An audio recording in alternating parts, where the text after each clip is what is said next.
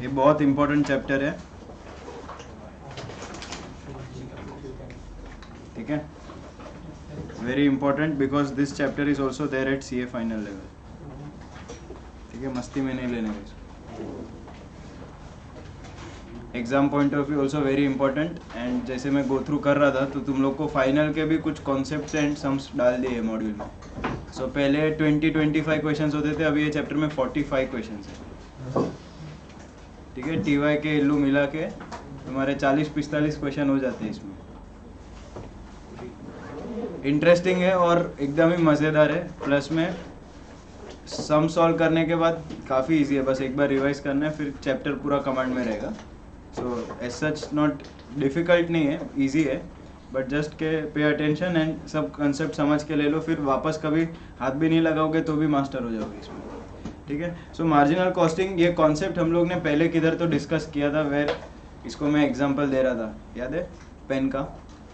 ये पेन बेचते हैं 10 रुपये में, 9 रुपये में अगर नीचे का है तो नहीं उसको हाँ, ये 9 वाले एक कस्टमर आता है, अच्छा इसको पेन पड़ता है 7 रुपये का, ये मेरा एग्जांपल था, ठीक है। एंड इसके पास एक कस्टमर आता है जो उसको बोलता है कि मेरे को पेन 9 रुपीज़ में देगा क्या, तो नहीं सॉरी 8 रुपीज़ में देगा क्या। So customer is asking for the pen at 8 rupees, इसका procurement cost is 7 rupees, normally the selling price the MRP is ₹9, and याद रहेगा तुमको, तो मैंने बोला था इलेक्ट्रिसिटी पर पेन अगर वो जोड़ेगा, ओवरहेड्स ऐड करेगा तो 2 रुपये का ओवरहेड्स होता है, विच सॉरी MRP 10 रुपीज़ का, इलेक्ट्रिसिटी साथ में 2 रुपया जोड़ेगा तो 9 रुपीज़ होता है पेन का कॉस्ट। एंड कस्टमर आके 8 रुपीज़ में पेन मांगते हैं इसके पास से, हाँ, तो ये बोल, मैंने इसको पूछा कि बेचेगा कि नहीं बेचेगा। So his decision was based on his only procurement cost and not the fixed overheads that he is incurring per pen. Reason, अगर उसने ये कस्टमर को ठुकरा दिया तो उसको जो 1 रुपया मिलने वाला था, जिससे एटलीस्ट उसका 1 रुपये का तो इलेक्ट्रिसिटी कॉस्ट रिकवर होने वाला था, जो अभी नहीं होएगा। And electricity cost even if he sells the pen to the customer और नॉट, वो तो उसको पे करना ही पड़ेगा। So this cost remaining constant, he is not able to recover even a single penny of fixed cost. See pen बेच के उसका वेरिएबल कॉस्ट तो कवर हो रहा है, तो मतलब पेन के लिए जो उसका डायरेक्ट कॉस्ट था, पेन के लिए जो उसका डायरेक्ट कॉस्ट था वो तो रिकवर हो गया। 8 रुपीज़ कस्टमर से मिल रहा है, 7 रुपया उसका जो होलसेलर होगा उसको तो वो 7 रुपये दे देगा, तो एटलीस्ट 1 रुपया तो बचा जो वो इलेक्ट्रिसिटी के अगेंस्ट सेट ऑफ कर सकते हैं। नहीं बेचने के डिसीजन से he is losing out that 1 rupee also which could have contributed, I repeat the word contributed, this 1 rupee could have contributed to some fixed cost which will not be contributed if he rejects the offer of the customer. So marginal costing is a concept which focuses only on variable costing as a technique of costing, and it considers fixed cost as a period cost and not product cost, ठीक है। there are 2 types of cost, product cost and period cost. Normally हम लोग ने अगर बोला कि हमारा cost of product is 9 rupees, तो हम लोग ने 7 रुपया उसमें पेन का कॉस्ट पकड़ा, हाँ, एंड प्रोडक्ट कॉस्ट बराबर, प्रोडक्ट कॉस्ट पकड़ा 2 रुपीज़ 7 रुपीज़ का, एंड हम लोग ने फिक्स कॉस्ट पकड़ा 2 रुपीज़ का, जिससे अपने को 9 रुपीज़ मिला। So this type of costing is called as absorption costing, where the fixed cost burden is charged to the customer and decision is taken considering fixed costs as well. But the problem with absorption costing is that if you make decisions based on absorption costing, अभी absorption costing के हिसाब से तो ये मना कर देगा customer को, बोलेगा मेरा कॉस्टिंग 9 रुपये का है पर पेन, तो 8 रुपये में लॉस में तो नहीं बेचेगा, ठीक है, आगम का बात अलग है, बाकी सब लोग तो नहीं बेचेंगे। तो 9 rupees में if you decide, so if a manager follows absorption based costing, then he will be making poor management decisions versus if he makes decisions based on marginal costing, because marginal costing will only consider product cost will not consider the period cost. Period cost मतलब क्या है, वो belong करते हैं वो specific period को. अभी electricity या रेंट ले लो, तो rent ₹50,000 per month into 12 months. It is for a period of 1 year. This cost is a period for this cost is for 1 year period, which is irrespective of whether you sell your products or not, irrespective of your scale of operations, irrespective of your business activity. तुम कुछ भी हाथ पैर मारो, ये cost तो लगने ही वाला है. So why not try to recover as much fixed cost as it is possible. Customer जाने से अच्छा, कस्टमर को मना करने से अच्छा है. जितना भी फिक्स कॉस्ट रिकवर हो, हमारा लॉस मिनिमाइज होएगा ना. इन दैट केस तुम लोग ये नहीं बोलोगे कि मेरा रेंट पूरा का पूरा कवर होएगा तो ही मैं मेरा प्रोडक्ट्स बेचेगा. ठीक है, तुम लोग 9 रुपीज अगर कस्टमर को बोल रहे हो, नहीं नहीं 7 रुपये तो मेरा पेन का है, 2 रुपया ये 2-3 एम्प्लॉयज देख रहे हो उसका सैलरी जाते हैं, और इलेक्ट्रिसिटी मेरा तो 9 रुपया पर पेन का कॉस्टिंग पड़ते हैं, तो वो बोलेगा ठीक है मैं जाता हूँ. फिर क्या गया वो. So you lost the contribution. ठीक है, तो जो वेरिएबल कॉस्ट के ऊपर का जो अमाउंट है, क्या बोला मैंने, वेरिएबल कॉस्ट के ऊपर का जो अमाउंट है. सो दिस 1 रुपी, 8 रुपीज का तुम्हारा सेलिंग प्राइस कस्टमर का, minus the cost price to the customer, cost price of the product 7 rupees. This 1 rupee is called as contribution. It is not profit. Why is it not profit? क्योंकि इसमें से fixed overheads less नहीं हुआ है, तो ये profit तो नहीं है ना. I am surely making a loss. ठीक है, I am making a loss by selling to the customer, but this is lesser loss as compare to the loss which I would have made if I had not sold the product. सुनो एक जी भाई, रुमाल लेना છે ને, राख थोड़ा हाथ में. ठीक है, सो कॉन्ट्रीब्यूशन समझा तुम लोग को. Contribution is that amount which contributes to fixed cost first, and then fixed cost cover हो जाने के बाद का जो भी अमाउंट सरप्लस बचता है वो तुम्हारा प्रॉफिट. क्योंकि 8 रुपीज का सेलिंग प्राइस में से 7 रुपीज, ठीक है, तुम्हारा कॉन्ट्रीब्यूशन में चला गया.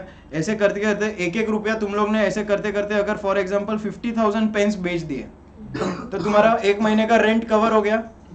1 महीने का रेंट कवर हो गया. सो 1 rupee of contribution has paid of the fixed overheads.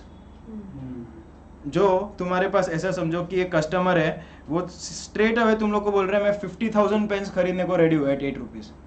अभी अगर तुम एब्जॉर्प्शन के हिसाब से सोचोगे और तुम लोग ने रिजेक्ट कर दिया, तो तुम्हारा 1 महीने का रेंट तो वो तुमको फ्री में निकाल के दे रहा था. 1 महीने का रेंट तो उतना तो तुम कंट्रीब्यूशन कलेक्ट कर ही रहे थे ना उसके पास से. इलेक्ट्रिसिटी का 1-1 रुपया बढ़ के 50,000 भी हो रहा था. हाँ, इलेक्ट्रिसिटी का हाँ 2 रुपया है ना. 2 रुपया नहीं है, टोटल ओवर है. अरे मैं रेंट पकड़ा हूँ, सिर्फ मैं इलेक्ट्रिसिटी नहीं पकड़ा हूँ. मैं 50,000 पर मंथ का रेंट की बात कर रहा हूँ. तो 1 रुपी पर यूनिट तेरा कंट्रीब्यूशन है, इंटू 50,000 यूनिट्स यू सोल्ड, तो 50,000 रुपीज तेरे को मिला, जिससे तेरा 1 महीने का रेंट गया, तेरा फिक्स्ड ओवरहेड्स निकल गया. इलेक्ट्रिसिटी को साइड में रखा है, मैंने रेंट कर दिया अभी. नहीं पर पुराने एग्जांपल में जो हाँ. इलेक्ट्रिसिटी का, हाँ. तो उसमें 2 रुपए का हाँ, तो नहीं कवर हुआ उसमें अभी तक. नहीं 2 रुपए का इलेक्ट्रिसिटी पर है ना, पर पेन है ना. हाँ पर पेन है, पर पेन है. तो अगर मेरा अब्जॉर्प्शन कॉस्ट के हिसाब से तो मैं डिक्लाइन ही कर रहा हूँ. हाँ, decline पर कर अगर रहा ये हूँ. पीरियड कॉस्ट के साथ मैंने एक्सेप्ट किया, पीरियड कॉस्ट के हिसाब से मैं एक्सेप्ट करूंगा ना ऑफर. मार्जिनल कॉस्टिंग के हिसाब हाँ से. मार्जिनल कॉस्टिंग के हिसाब से एक्सेप्ट करूंगा Yes, कि 1-1 yes. रुपया कॉन्ट्री हो जाएगा. बट मेरा जितना मैं एक्सेप्ट कर रहा हूँ उतना पेन बनाना पड़ेगा.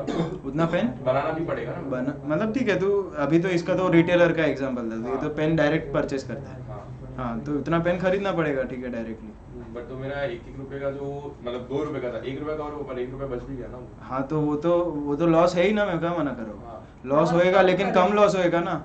अगर तू 50,000 पेन बेचेगा ही नहीं उसको, तो लॉस बढ़ गया ना तेरा, क्योंकि इलेक्ट्रिसिटी और रेंट तो लगी रहे ना तेरे तो को. वैसे में कि आगे जाके मैं वो पेन 10 रुपए में बेचूंगा तो उसका पूरा कवर हो जाएगा ना. 10 पर नहीं आया तो कस्टमर, तू वो तो फिर अनसर्टेन हो गया ना. तेरे पास कस्टमर इन हैंड है एंड तू फ्यूचर अनसर्टेन कस्टमर की बात कर रहे है.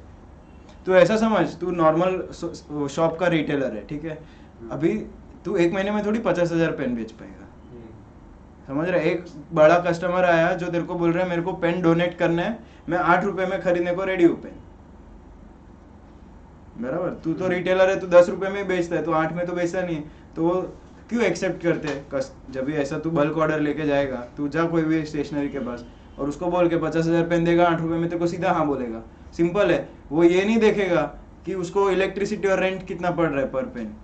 वो तो यही सोचेगा मेरे को एक पेन कितने में पड़ा वर्सेस में कितने में बेचने को। हाँ, तो मेरा अगर कॉस्ट 8 रुपीज से कम है तो straight away I will accept. जितना मिला उतना बोनस है ना उसके ऊपर। भले प्रॉफिट नहीं आ रहा है पर एक्सपेंस हाँ, तो एक्सपेंस तो कम हो रहा है। एंड ऐसे करते करते कस्टमर्स मेरे बढ़ते गए तो मेरा तो प्रॉफिटेबल होएगा ही ना। First the amount of contribution will be first use to pay off the fixed overheads. Fixed overheads pay off हो गया तो तुम्हारा सारा खर्चा निकल गया, तो फिर तो जो भी बचा वो प्रॉफिट बचा। सो मार्जिनल कॉस्टिंग का equation is sales minus the variable cost, मतलब डायरेक्टली जो यूनिट कॉस्ट है या प्रोडक्ट कॉस्ट है, ठीक है, प्रोडक्ट कॉस्ट और यूनिट कॉस्ट, ये निकलने के बाद जो भी अमाउंट बचता है that is called as contribution. Contribution में से हम फिक्स ओवरहेड्स या फिक्स कॉस्ट या जिसको पीरियड कॉस्ट बोलते हैं वो लेस करेंगे। Then what we get is profit or loss.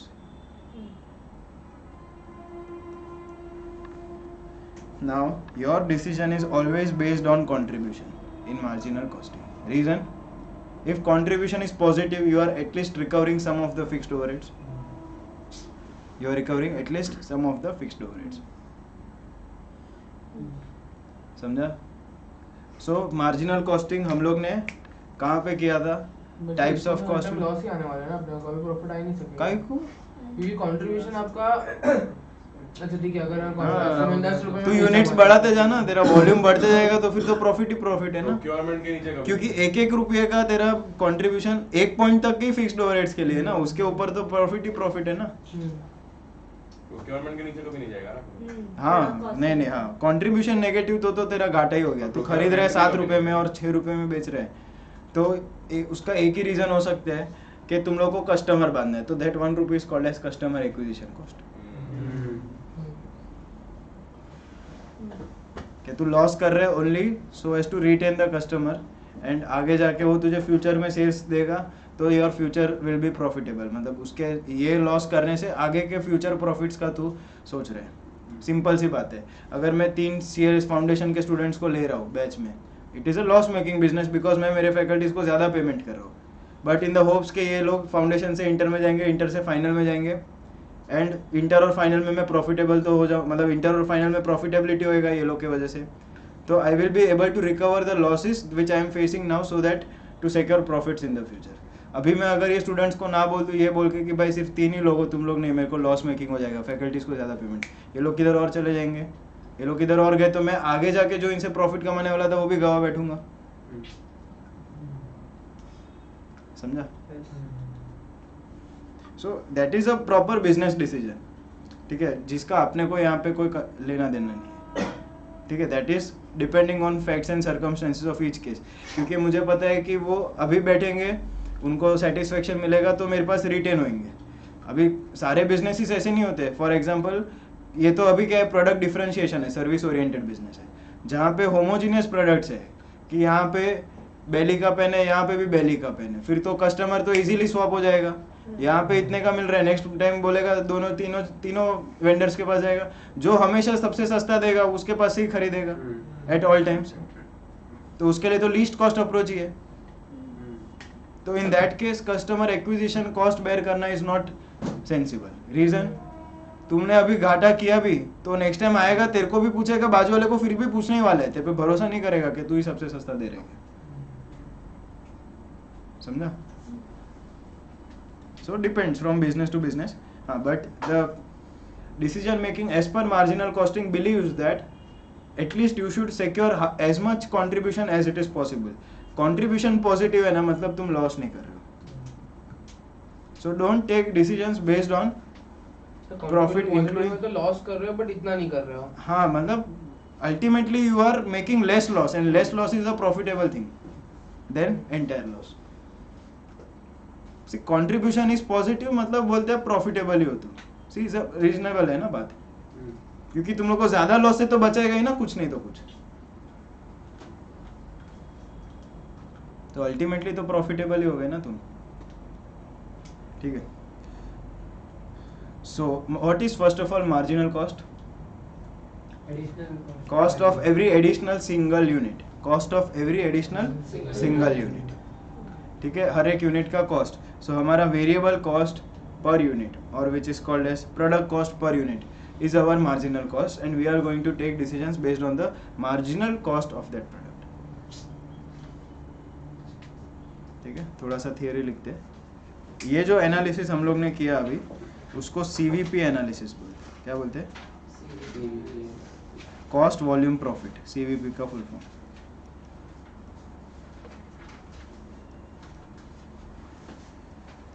अच्छा, फिर ये जो कंट्रीब्यूशन हम लोग ने किया, कंट्रीब्यूशन अपॉन सेल्स का जो रेशियो है, जैसे अपना नेट प्रॉफिट रेशियो क्या होता है, नेट प्रॉफिट अपॉन सेल्स, वैसे ही कंट्रीब्यूशन अपॉन सेल्स भी एक रेशियो है,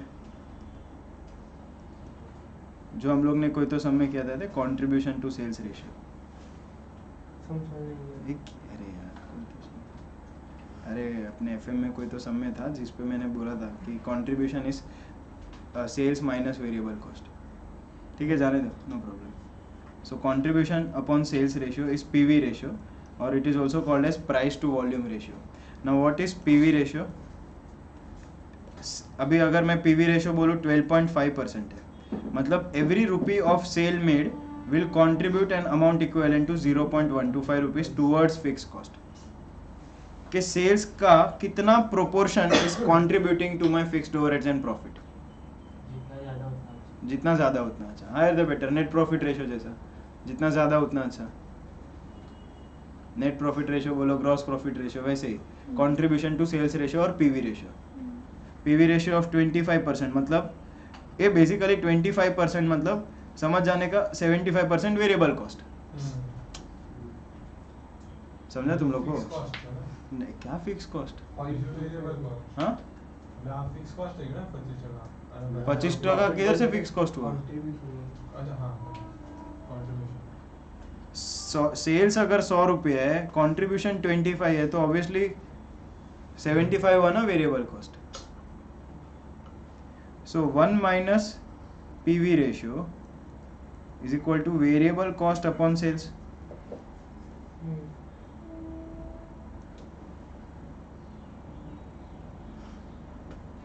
समझाई से?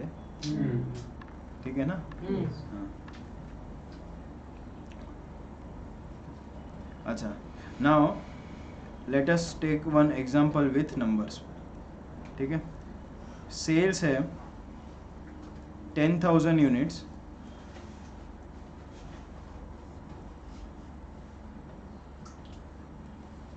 सेल्स को, यूनिट्स को जाने दो.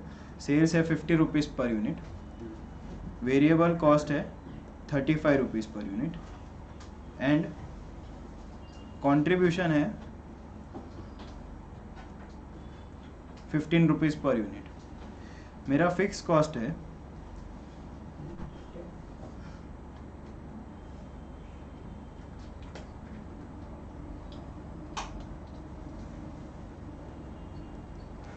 2,25,000 rupees.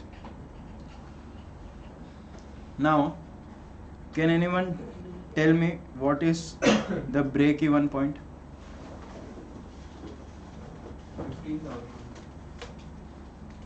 35 into production plus 2,25,000.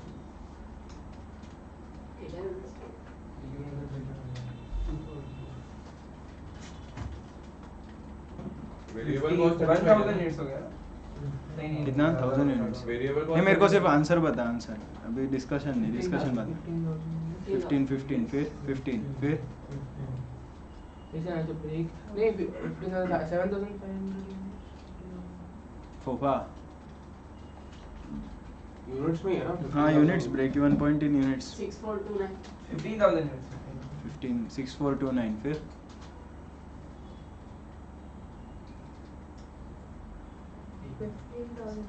15,000 है.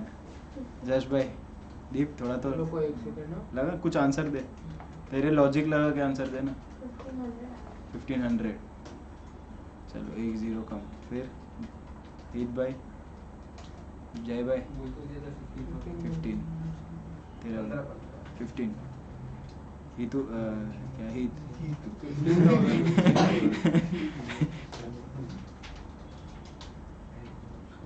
15 दीप और हित बाकी है। पलक 6429, हाँ 6429 1500 है, टोटल 6429। पैसा कंट्रीब्यूशन टोटल 15 रुपीज दे रहा है ना। अरे तू बता, तू तेरा लॉजिक लगा के सोच ना।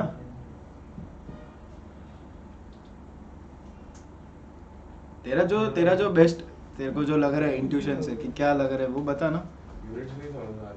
नहीं समझ में आ रहा, ठीक है कोई बात रुक जाओ एक सेकंड ना। नहीं। अभी 1-0 बढ़ गया। 15,000 पे तो सिर्फ फिक्स कॉस्ट कवर होगा। उसको ही ब्रेक इवन पॉइंट बोलते हैं ना। Fixed cost break even point is a point where no profit no loss. पर वेरिएबल कॉस्ट भी तो कवर होना चाहिए। हाँ तो होएगा ना, देख 15,000 यूनिट्स इंटू 50 कितना होता है? ये 750 15,000 इंटू 35 525 तो 225 बचा। सर हम एक्चुअली अरे મને થયું કે 15 રૂપીસ નો ટોટલ પૈસા આપે છે એટલે તો મને 15 ટોટલ આપે છે કે 50 ટોટલ આપે છે ઈમે સેલ્સ એટલે 15 હશે सॉरी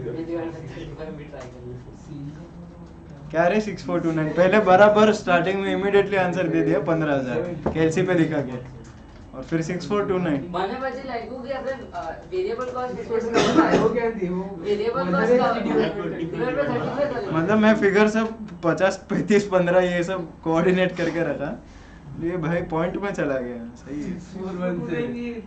अरे डिवाइड बाय 35 नहीं करेंगे, वेरिएबल कॉस्ट को डिवाइड नहीं करेंगे।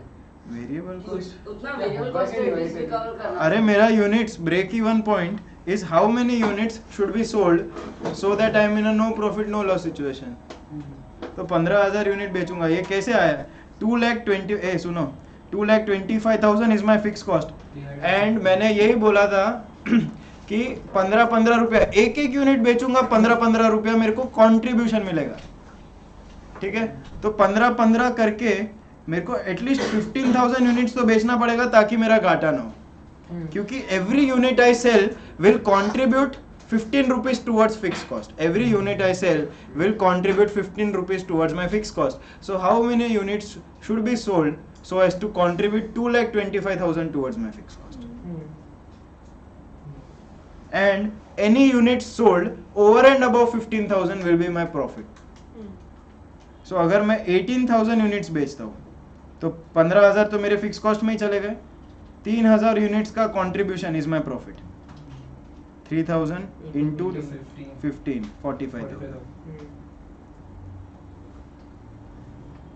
and this sales over and above the break even sales are called as margin of safety sales। मैं सब ठीक से लिखा हूँ, don't worry। the number of units sold over and above, I repeat, the number of units which are being sold, see जितना break even units है, break even point तक के units तो तुम्हारे fixed cost कवर करने में ही चले गए। ब्रेक इवन पॉइंट के ऊपर के यूनिट्स है जो तुमको प्रॉफिट कमा के दे रहे हैं। ठीक है, so every additional unit which is sold after the break even point is contributed not towards fix cost but towards profit, क्योंकि फिक्स कॉस्ट ऑलरेडी 15,000 तक तो रिकवर हो चुके हैं 15,000 यूनिट्स बेचने के बाद। इसमें अपन फिक्स्ड कॉस्ट का पर यूनिट वैल्यू कैसे कर रहे हैं? Total fix cost divide by number of units ना। तो अगर हम ज्यादा बेचेंगे तो नंबर वो पर फिक्स कॉस्ट ही कम हो जाएगा ना वो तो। नहीं हम तू समझ नहीं रहे ना, Fixed तू cost per कैसे unit कमा? है। फिक्स कॉस्ट तो सेम ही नंबर रहेगा, ऑफ यूनिट्स में नहीं अमाउंट सेम है। हम लोग ने फिक्स कॉस्ट पर यूनिट लिया नहीं, टोटल अमाउंट लिया। 2 रुपीस लिया हाँ। तो कैसे लिया तो? अरे वो तो मेरा बोलने का decision making point of view था खाली कि variable cost वो वैसा minus जो करके। था, वो जो मैंने बोला ना ₹2 पर यूनिट, वो ऐसा समझ के लिया कि मेरा फॉर एग्जांपल 20,000 का खर्चा होता है हर साल, हर मंथ इलेक्ट्रिसिटी का, और मैं साल भर महीने भर में 10,000 यूनिट्स बेच सकता हूँ बेस्ड ऑन हिस्टोरिक ट्रेंड्स। तो मैं तो वही बोलूंगा कि 2 रुपये तो मेरे को पर यूनिट इलेक्ट्रिसिटी कॉस्ट ही लग जाता है। That was based on past data and वो एब्जॉर्प्शन कॉस्टिंग का टेक्निक है। कॉस्ट अगर ऐसा पर यूनिट रखेगा तो तो वेरिएबल variable कॉस्ट cost ही ही होगा। होगी। हाँ, electricity can not be based on the number of units. तो इसमें अपना वेरिएबल कॉस्ट जितना कम रहेगा उतना जल्दी अपन हाँ, कर सकते हैं। so lesser the variable cost, higher the contribution, higher the PV ratio, higher contribution to sales का रेशियो। तो जितना ज्यादा कंट्रीब्यूट कर रहे हैं एक एक यूनिट तुम्हारा, उतना जल्दी तुम्हारा फिक्स कॉस्ट रिकवर हो रहा है। जितना जल्दी फिक्स कॉस्ट रिकवर हो रहा है, ब्रेक इवन के लिए भी कम यूनिट्स लगेंगे बेचने के लिए, ब्रेक इवन के लिए कम यूनिट लगेगा। अभी ये 15 है, 15 के बदले यहाँ पे 40 रुपीज का होता है कॉन्ट्रीब्यूशन, या 45 रुपीज का होता है, सिर्फ 5 ही रुपया वेरिएबल कॉस्ट होता है। तो 2,25,000 डिवाइड बाय 45, सिर्फ 5,000 यूनिट बेचने पड़ते हैं, 15,000 भी नहीं। एंड 5,000 यूनिट के ऊपर ओवर एंड अबव जो भी मेरा सेल्स होता वो प्रॉफिट होता। ठीक है, so break even point can be expressed in units जैसा हमने अभी किया, और break even point can be expressed in figures also in rupees. Basically it is nothing but break even point in units into selling price per unit. तो मुझे एक second रुक जा, सॉरी, 15,000 यूनिट्स बेचना पड़ेगा into 50, तो 7,50,000, वही जो मुझे आया ऊपर। तो तुम लोग को क्वेश्चन एग्जाम में दोनों फॉर्म में दिया रह सकते हैं। Find the break even in units, तो बोलने का 15,000 unit. Break even point in sales, in value पूछा, इन वैल्यू, तो तुम लोग को बोलने का 7.5 लाख का माल बेचेगा तभी जाके he will be at a no profit no loss situation, because only if he sells goods worth rupees 7,50,000 only then he will be at a no profit no loss situation. So एक option है break even point in rupees calculate करने का, कि break even point in units को सीधा selling price per unit से multiply कर दो, या फिर दूसरा है जैसे हम लोग ने फिक्स कॉस्ट, वेरिएबल कॉस्ट नहीं, फिक्स कॉस्ट को डिवाइड बाय किससे किया था, कंट्रीब्यूशन पर यूनिट से किया था। उसके बदले अभी मैं यहाँ पे अगर चलो डिराइव करना है तो मेरे को इनटू सेल्स मल्टीप्लाई करना पड़ेगा। Contribution per unit upon sales number of units is nothing but PV ratio. तो फिक्स कॉस्ट, अच्छा ये इनटू सेल्स है तो ये डिवाइड बाय सेल्स हो जाता है, which is nothing but PV ratio. यहाँ पे तुम लोग ने क्या किया, ब्रेक इवन पॉइंट को into selling price per unit से मल्टीप्लाई किया, मैंने भी यही किया, into sales is as good as divide by sales, 1 upon sales. तो fix cost upon PV ratio will directly give you break even in rupees. तो हमारा, एक मिनट, यहाँ पे एक ही है, घुमा फिरा के दिए सब, ये देखो यहाँ पे हमारा 35 रुपीज का था एंड 15 रुपीज का कंट्रीब्यूशन था। तो कितना पीवी रेशियो कितना है, 30% है, 30% है, 0.3। तुम लोग सीधा फिक्स कॉस्ट को डिवाइड बाय 0.3 कर दो, 2,25,000 डिवाइड बाय 0.3 और 30%, ये भी 7.5 लाख आ जाएगा। इसका सर रिलेशन क्या वो नहीं समझ मुझे, वापस एक बार बोलो। अब पीवी रेशियो मतलब अपने को क्या मिलता है कि कितना मैं, अच्छा कितना कंट्रीब्यूशन कर रहा हूँ, ठीक है, वही हो गया, वही हो गया तो फिर ऐसा घुमाया नहीं- फिराया, जिसको जैसा जमे वैसा। ये पर्टिकुलर चैप्टर में 100 नहीं बट n नंबर ऑफ वे से आंसर निकाल सकते हो, लॉजिक समझना जरूरी है। तो ऐसे भी निकल सकते हो ना, variable cost in units plus fix cost, variable plus fix cost, फिर क्या, तो उससे ब्रेक इवन पॉइंट मिल जाएगा। यूनिट्स यूनिट्स नहीं मालूम, नहीं मालूम रहेगा तो 3 हो जाएगा। वही तो नहीं मालूम ना, हमारे पास क्योंकि variable cost depends on number of units. ऊपर वाला फॉर्मूला नहीं अलग दिखता है। हाँ, अरे तुझे ये समझाना, हाँ वही किया है। तुम लोग बस एग्जाम में या बुक्स में किधर भी ये ऐसे सब फॉर्मूला देख के डर ना जाओ। वो लोग क्या करते हैं, BEP is equal to fix cost upon PV ratio लिख देते हैं सीधा, तो लोग देख के डर जाते हैं कि ये क्या, ये नया फॉर्मूला आ गया करके।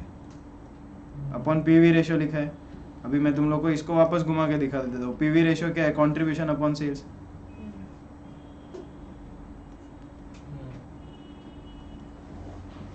ये डिनोमिनेटर का सेल्स यहाँ पे इनटू सेल्स हो जाता है, ठीक है। फिर क्या हो गया, फिक्स कॉस्ट अपॉन कंट्री तो हम भी करते थे, तो इन यूनिट्स आंसर मिलता था, इन यूनिट्स आंसर मिलता था, तो इनटू हाँ कर देते थे to derive the break even point in value.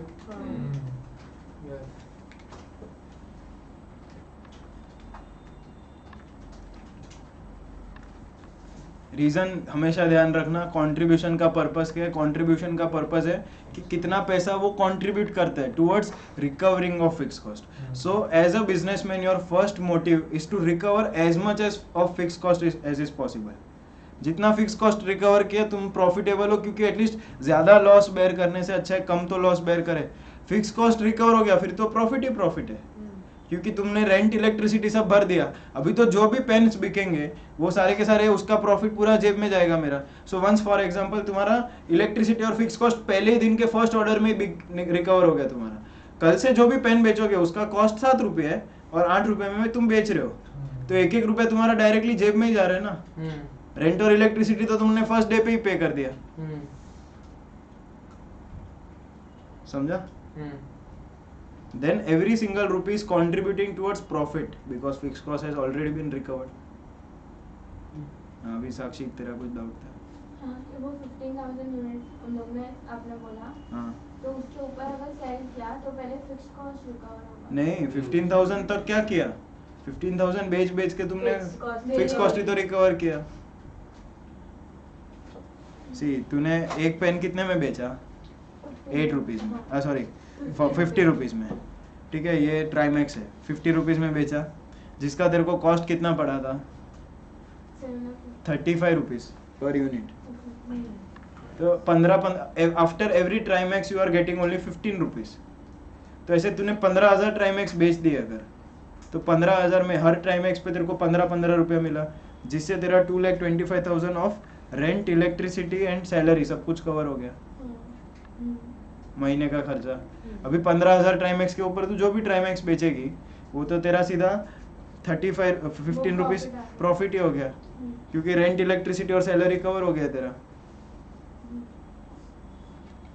Break even point पे लेके आते हैं। सर अगर क्वांटिटी ऑफ इन्वेंट्री अगर लिमिटेड है तो फिर अब्जॉर्प्शन कॉस्टिंग करेंगे ना इसमें, तो क्योंकि अपन अज्यूम कर रहे हैं कि अपना इन्वेंट्री और आएगा तो वो बेचेंगे, अगर फिक्स्ड है तो फिर तो ये एक नया कॉन्सेप्ट है, लिमिटिंग फैक्टर। बहुत सारे वेरिएशंस है इसमें। हाँ, अगर क्वांटिटी ऑफ इन्वेंटरी अगर એટલું વેચી જ ન શકે તો પછી તો ફિક્સ કોસ્ટ भी कवर नहीं થશે ને આપતે तो। नहीं, उसका पॉइंट क्या है कि हम तो ऐसा अज्यूम कर रहे हैं कि हम जितना यूनिट्स मंगाएंगे उतना माल मिलते जाएगा। लेकिन अगर नहीं है, बोलता है कि ये 15,000 यूनिट्स तुम बोल रहे हो सेल करोगे, लेकिन सप्लायर सारे पूरे इंडिया के सप्लायर पकड़ के, इंपोर्ट पकड़ के सिर्फ 10,000 यूनिट्स मिल सकते हैं तुमको बेचने के लिए, तो तुम क्या करोगे? Still we will follow marginal costing. तेरा फिक्स कॉस्ट तो हाँ कम लॉस तो होएगा। और अगर अदरवाइज तेरा यूनिट्स अगर जा रहा है अदर मतलब ज़्यादा इस पे प्राइस पे, तो क्वेश्चन में कैसे ऑप्शन दिया रहता है कि मार्जिनल कॉस्टिंग में अगर तू जा रहा है, मतलब अगर इसके हिसाब से जा रहा है, वो क्वेश्चंस देखेंगे तभी तुझे आइडिया आएगा, सिनेरियो बेस्ड है। अभी इतना समझ लो, फिर इसमें और कॉम्प्लिकेशंस बहुत कुछ है आगे डेप्थ में। 40 समय तो इसके ऊपर ही बेस्ड तो नहीं है ना। ठीक है, चलो लिखो। तो प्रोडक्ट कॉस्टिंग अलग प्रोडक्ट कॉस्टिंग अलग चैप्टर है कि ये कौन सा प्रोडक्ट कॉस्टिंग? प्रोडक्ट कॉस्टिंग का एक चैप्टर है किधर है? प्रोसेस कॉस्टिंग हमने काइट तो करा है प्रोडक्ट कॉस्टिंग का हमारा ही मस्त क्या करा है उसके अंदर? अच्छा मार्जिनल कॉस्टिंग। हाँ, तो वही है मार्जिनल, नाम चेंज किया। तुमको पसंद नहीं आया होगा मार्जिनल। नहीं मतलब ये मार्जिनल कॉस्टिंग नाम है ना, अंदर 5 वेरिएशन है। पांचों के पांच करेंगे।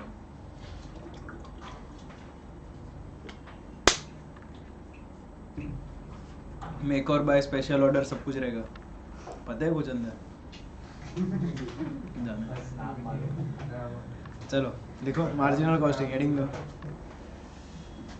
चलो चलो, बहुत इंटरेस्टिंग है चैप्टर, ये तो मजा आएगा।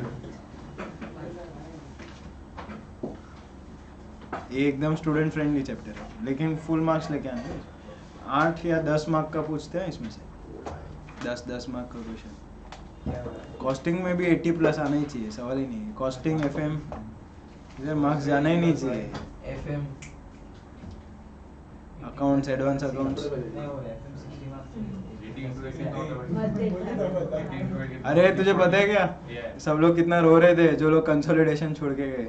लोग कंसोलिडेशन छोड़ के तो भाई कितने लोग छोड़ के जाते हैं? तो इजी है, बट सर असम में एमएस वो तो ये लोगों ने एमएस कवर पढ़ेंगे नहीं ना, जो पूरा कुछ भी देखते ही नहीं है। अभी तूने लेक्चर में किया, फिर तू एग्जाम तक टच ही नहीं कर रही है, तो वो लोगों को पता ही नहीं रहता है क्या है क्या नहीं है।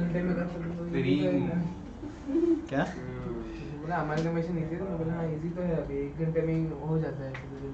लास्ट में कर देंगे, लास्ट में। लास्ट में लेकिन ये तो 15 में क्या रोकड़ा था ना सीधा। सर जो लोग मतलब एकदम कोई अकाउंट लिख रहे हैं वो इंसान लोग पास हो गए इसमें। नहीं बट फिर भी नहीं, इसमें but क्या इसमें कुछ था ही नहीं, इसमें नहीं किया कुछ तो भी कर नहीं, सकते हाँ हैं। वही तो। वीक भी रहेगा तो पास हो जाएगा बेचारा। कुछ नाही, नहीं मेन नाही की तुम्हाला मेन की आपण पूछीच न सके हाँ एग्जैक्टली, वो गलती से वो क्वेश्चन पेपर किधर कोई कोई और सीए पेपर को ऐसा मिल गया कोई ना, टफ था क्या? दूसरा लोचा हो टफ होगा ना कोई? बाकी सब कोई जाएगा। टफ नहीं था? नहीं, कुछ भी टफ नहीं था पेपर। टैक्स टफ था ना ऐसा? अरे वो पेपर में वो नहीं पेपर में नहीं, बाकी कोई पेपर नो आइडिया, नो अभी आइडिया। audit अभी वो आने वाला है। चैत्य का हो जाने दे पेपर, उसको पूछूंगा थोड़ा, उसका आइडिया है। कितना बाकी है अभी? एक ही पेपर बाकी है? नहीं भाई दो। 3 बाकी है ना, Audit आज वाली- ऑडिट रहेगा अभी तो। और आज पेपर बस बस सिक्स। बाकी कोई कल- इतना तो आज- लास्ट आज है। फाइनल कल लास्ट है ना? हाँ कल नहीं, 17 को लास्ट। हाँ हाँ कल ऑडिट हो आज मतलब कल और परसों रहेगा। दो पेपर बाकी है। ऑडिट कल हो गया मतलब, पेपर सिक्स। तो आज फाइनल का है, तो फिर कल वापस अभी कल, हाँ आज फाइनल का है, कल ये कल इंटर का आईटी है। आईटी और फिर ये FM। एफएम। आईटी में उसकी बहुत जल्दी हो गया आईटी ये है सर। और आईटी बहुत बोरिंग है ना करवा मरते भी। अभी आदत हो गया पोएम पढ़े। पोएम 12th में पढ़ा। फाइल किधर रखने का वो सब पढ़ेंगे, ये तो पढ़ेंगे। चलो चलो लिखो मार्जिनल कॉस्टिंग। कुछ नहीं, थोड़ा इंटरेस्टिंग कर लेंगे बीच बीच में। और इसके बाद अभी अकाउंट्स का पोर्शन भी खाली अपन ने टू बी डिसाइडेड लिखा था, तो वो अच्छा, भी टू बी decide डिसाइडेड कर हो गया ना अभी? क्या करा है सर ने? सर ने आधा खत्म नहीं हुआ, आधा और हुआ। खाली सम्स बाकी है। सम्स बाकी कल एक्चुअली थोड़ा डिस्कशन चेंज हुआ। क्या वो समझ गया, कोई कंपनी में कल कुछ चल रहा जनरल बहुत मजा आया, मजा आया। कल जो इतना दिमाग 6 महीने में नहीं एकदम फुल प्रैक्टिस है। सबको रिजल्ट आया ना, बस हो गया, आधा ही लॉस सब हो गया। लॉस आया नहीं अब। हाँ आधा ही सब हो गया है, अभी खाली कंपनी का नाम नहीं दिया ना सर? नहीं। हम लोग हम लोग बाद में गए।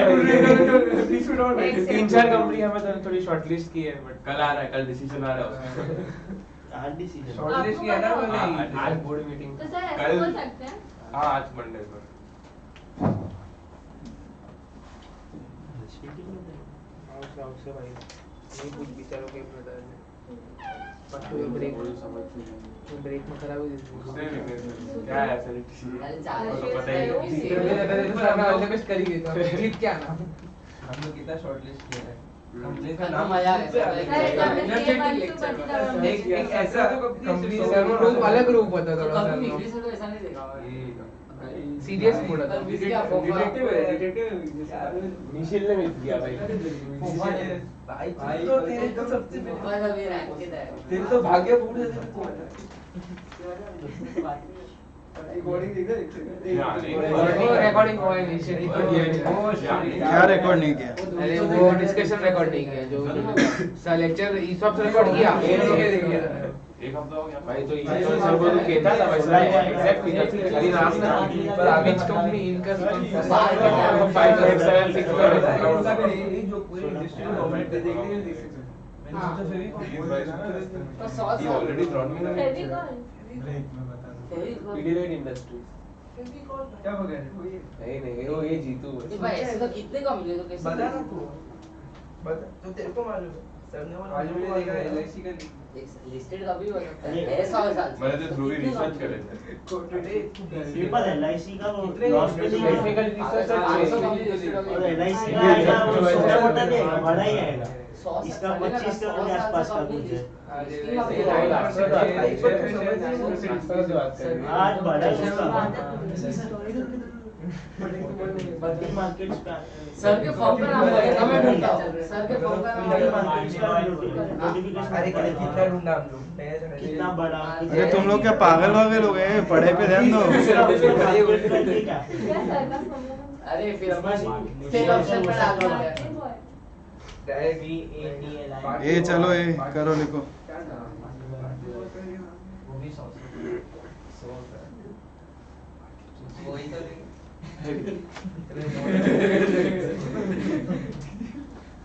मार्जिनल कॉस्टिंग हेडिंग दिया। चलो।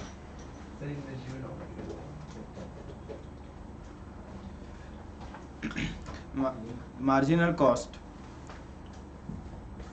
is the incremental cost of production. Marginal cost is the incremental cost of production which arises due to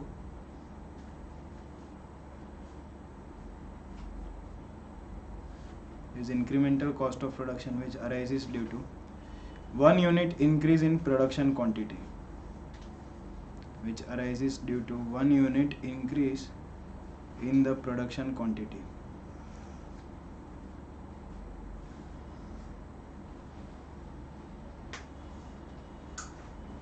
Full stop. Variable costs have direct relationship. Variable cost have direct relationship with the volume of output. Variable costs have direct relationship with the volume of output.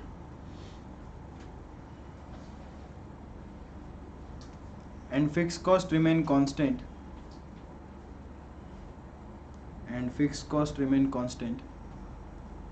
Irrespective of the volume of production.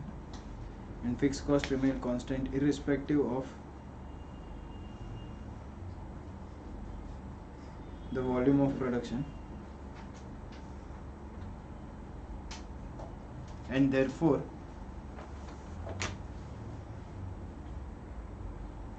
marginal cost is measured by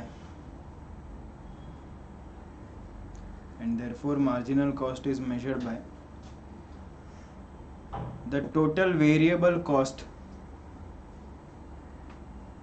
And therefore marginal cost is measured by the total variable cost attributable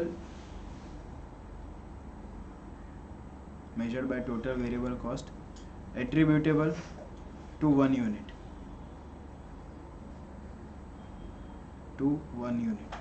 For example, if the total cost of producing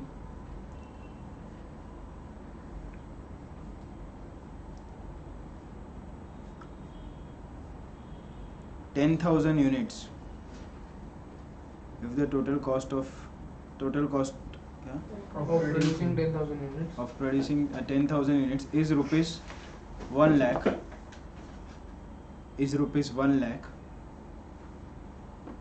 and the total cost of producing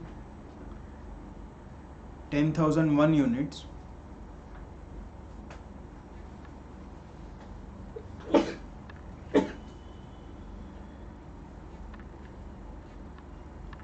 is 1,05,000 rupees. Total cost of producing 10,001 unit is 1,05,000 rupees. Then marginal cost is said to be 5 rupees per unit.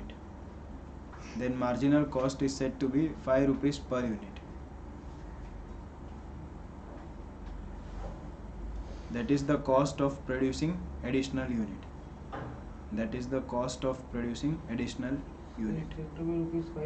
Per unit.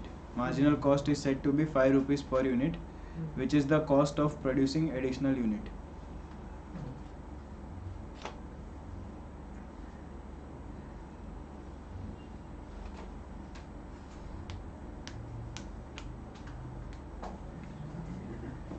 Next para.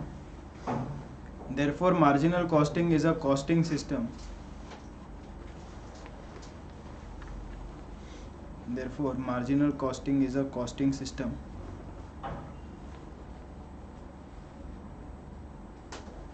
Where products or services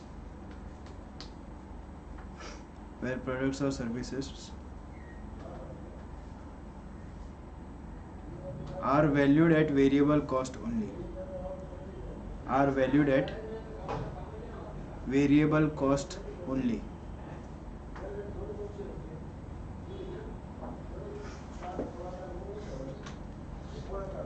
And fixed costs are treated as period costs.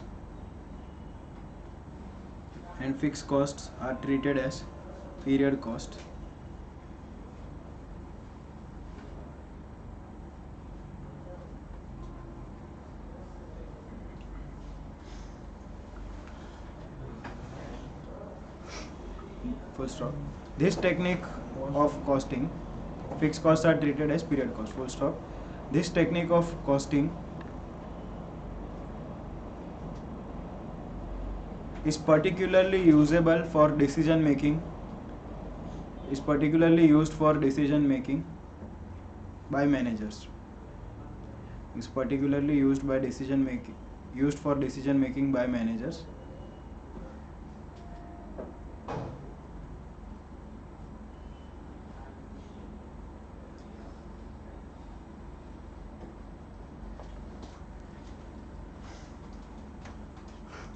ठीक है, next page पे give heading cost and profit statement.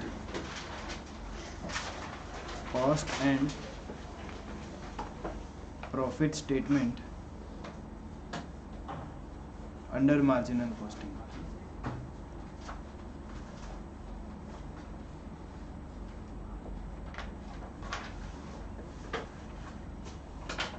Table बनाना है, particulars and 2 amount columns.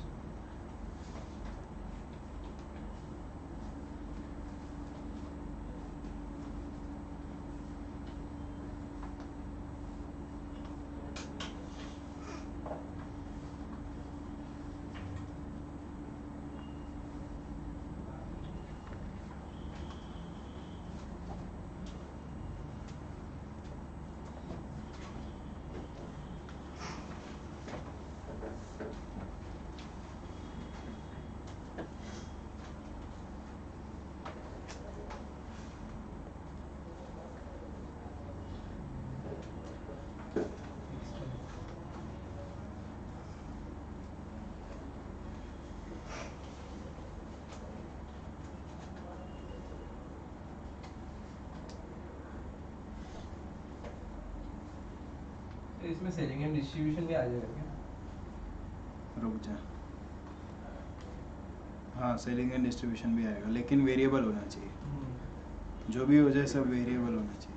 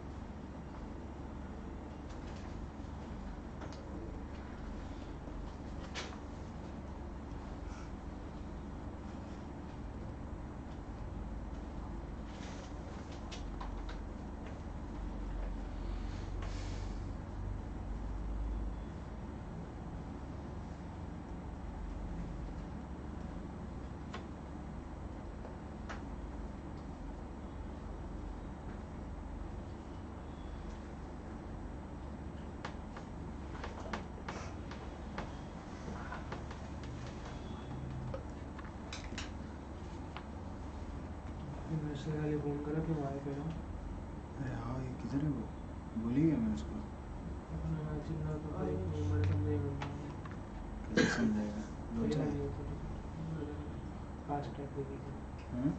करेंगे ना उनके break में आने से किधर है किधर वो कॉलेज अभी तक काम फंस- पे रखा है वीडियो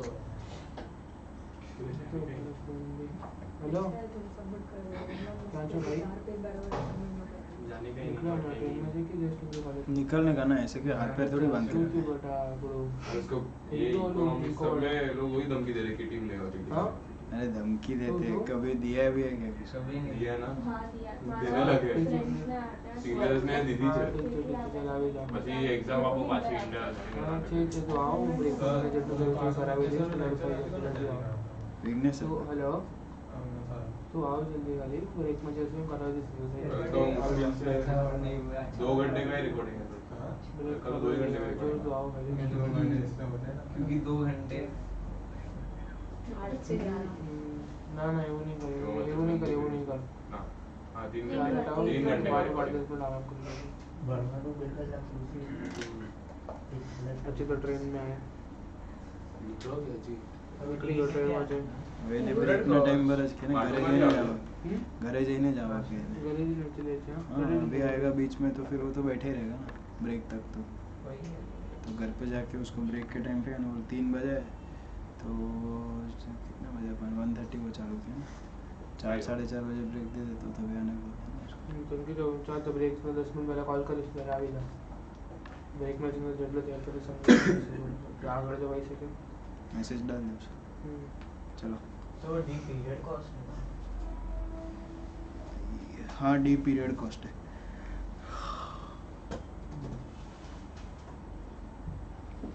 नेक्स्ट लिखो product cost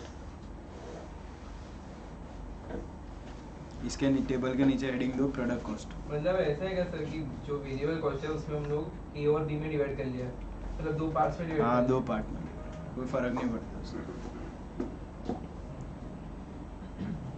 product cost these are costs associated with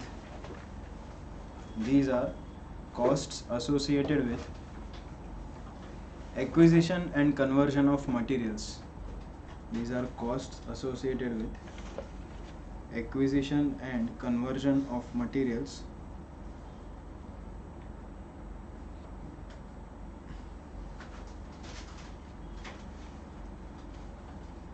and all other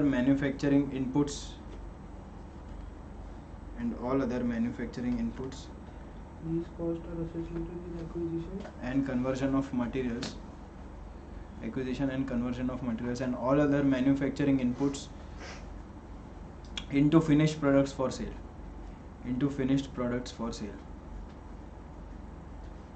और जो manufacture Manufacturing inputs into finished products for sale.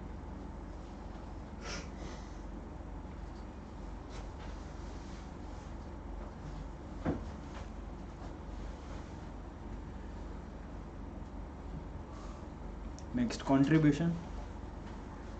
तो दे नेक्स्ट पॉइंट इसके ये फर्स्ट पॉइंट था सेकंड Second. रेवेन्यू का ये में आपने रेवेन्यू लिखा रेवेन्यू तो सेल्स है ठीक है हाँ अरे भाई एनुअल मीनिंग बोले थे अरे इनमें ये भी सी इधर रिवीजन स्टार्ट सारा बन रहा है सेकेंड लिखो contribution is the difference between sales revenue and total variable cost. Second point है क्या हो गया ये फर्स्ट पॉइंट था हाँ अभी कंट्रीब्यूशन लिख रहे हैं हाँ contribution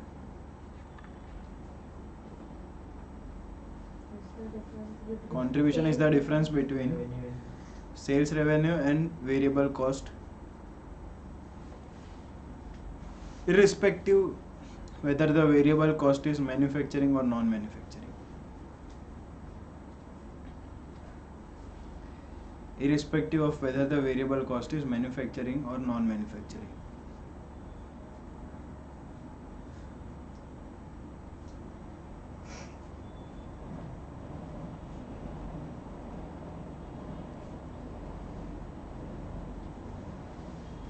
in essence, it is that amount. In essence, it is that amount which first contributes towards fixed cost. It is that amount which first contributes towards fixed cost and then towards profit. And then towards profit.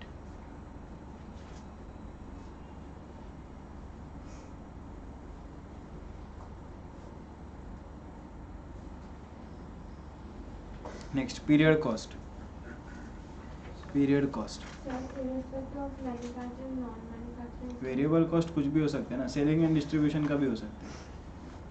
Variable selling and distribution overhead. For example तेरा sales person fixed 1 रुपया per unit लेता है ये बेचने का, तो वो तो तेरे को तो घाटे में चली जाएगी. अगर तेरा फॉर एग्जांपल सेल्स मैनेजर जो है वो 2 रुपया लेता है, तेरे को पेन पड़ता है 7 रुपये का, तो तू तेरा खर्चा तो पेन बेचने का 9 रुपया हो गया ना. Then you can not sell at 8 rupees. वही एग्जाम्पल. हाँ वो एग्जांपल, लेकिन वो फिक्स कॉस्ट था वहाँ पे, ये वेरिएबल कॉस्ट कर लिया मैंने. तो बेचने के लिए 2 रुपया खर्चा इनकर करना ही पड़ेगा ना. वेरिएबल कॉस्ट इज इनएविटेबल, वो तो करना ही पड़ेगा, तो वो तो ऐड करना ही पड़ेगा डिसीजन मेकिंग के लिए. हाँ, फिक्स कॉस्ट को कंसिडर नहीं करने का डिसीजन मेकिंग में. ठीक है. Next, period cost. Period costs are costs which are not assigned to products. Period costs are costs which are not assigned to the products but are charged as expenses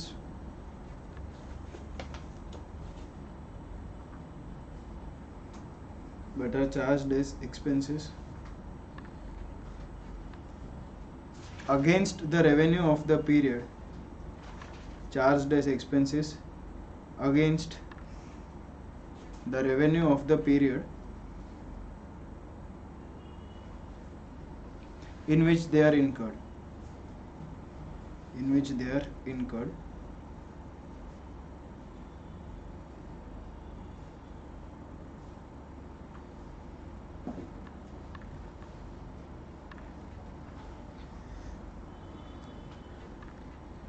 All fixed cost, either manufacturing or non-manufacturing. All fixed costs, either manufacturing or non-manufacturing,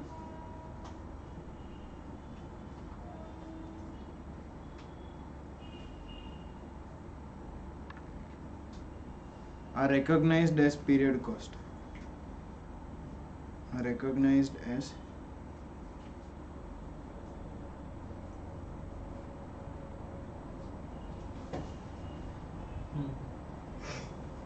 period costs in marginal costing.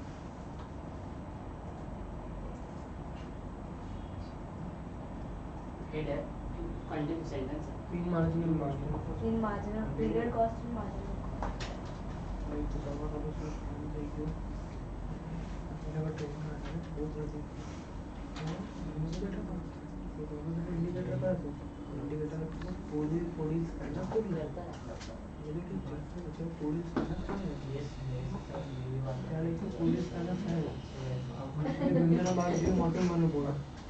क्योंकि हमें निकलने try करी किसी नहीं उतरने मिलेगा. अभी दादर उतरा और अंकल ना पड़े मैच नहीं स्टार्ट नहीं होता है. मेरे जहाँ है वो मारो था कैंडी अभी चाहे वो हमारा है वो पुलिस स्टेशन मार्ट ત્યાં જોઈએ તો મોટર તો જાય છે કે દાદર ગયા દાદર થી ઉતર ત્યાંથી ચેન્જ કરીને પાછું कौन सा कंपनी हो वो पांडे जो उधर साइड में. Next, getting CVP analysis. Cost volume profit, CVP. Cost volume profit analysis.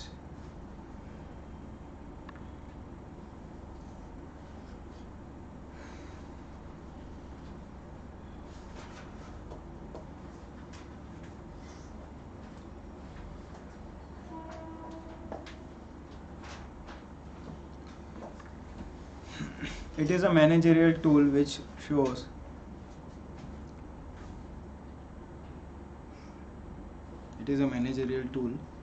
which shows relationship between which shows relationship between cost, selling price and volume, which shows relationship between cost, selling price and volume.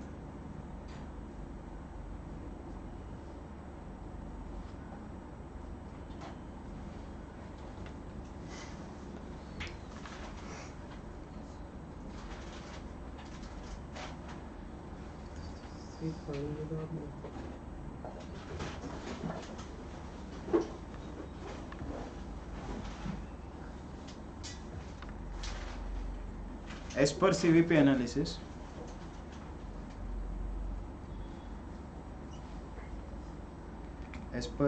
analysis, the marginal cost equation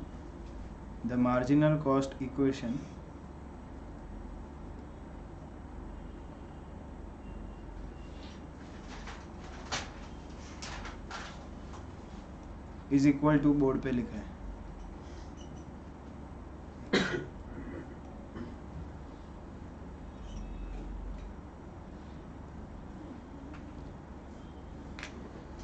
S minus V is equal to C is equal to F plus minus P.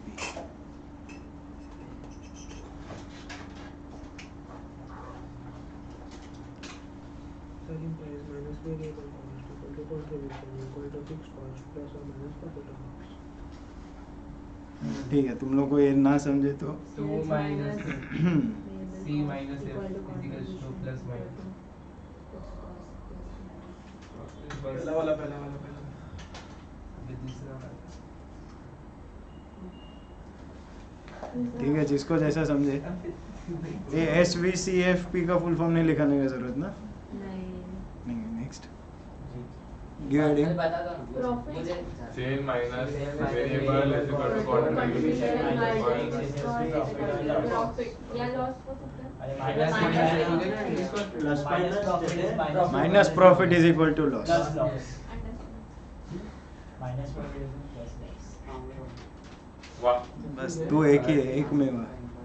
चलो next giving PV ratio. ध्रुवी सो जाएगी, उठ। P/V PV ratio, profit volume ratio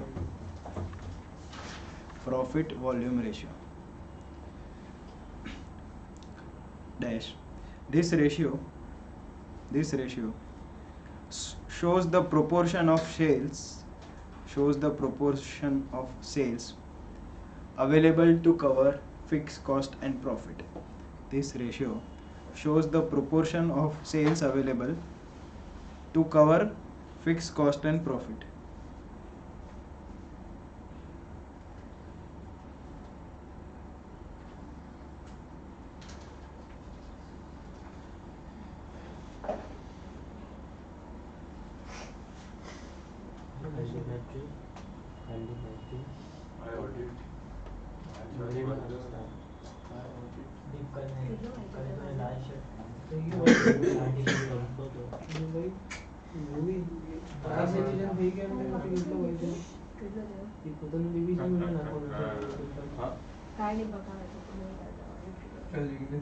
sir अगर कोई service provide करे छे तो ये period cost ने डिफरेंशिएट कैसे करे?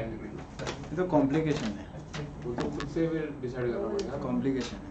सी marginal costing is always based on various assumptions, बहुत सारे प्रॉब्लम्स एंड कॉम्प्लिकेशंस है, आगे सम्स में देखेंगे। तो ये to a greater extent it exist in theory, फिर तो अल्टीमेटली अपने केस टू केस बेसिस पे डिसीजन मेकिंग करना है। कैश बुक राइट ऑफ चलो ये डिफॉल्केशन ये लिखो, क्या लिखा? हाँ, PV ratio is equal to contribution upon sales into 100। PV ratio is equal to contribution upon sales into 100।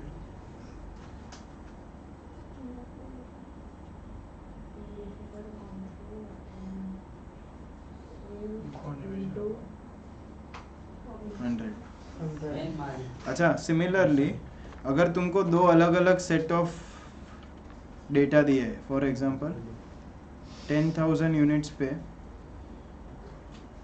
तुम्हारा कंट्रीब्यूशन इज 35,000 10,000 यूनिट्स पे एंड 15,000 यूनिट्स पे तुम्हारा contribution is 45,000. Then PV ratio जब जैसे हम सेमी वेरिएबल को स्प्लिट करते हैं ना वेरिएबल और फिक्स्ड में वैसे ही so change in PV ratio is equal to change in contribution upon change in sales. 2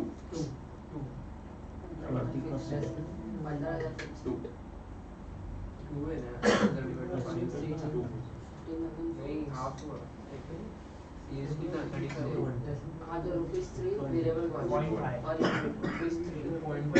₹3 अरे ये 10,000 बाई यूनिट्स लिखा है, इसका सेल्स वैल्यू लेना जो भी होगा. फॉर एग्जांपल 100 होगा ऐसा समझना.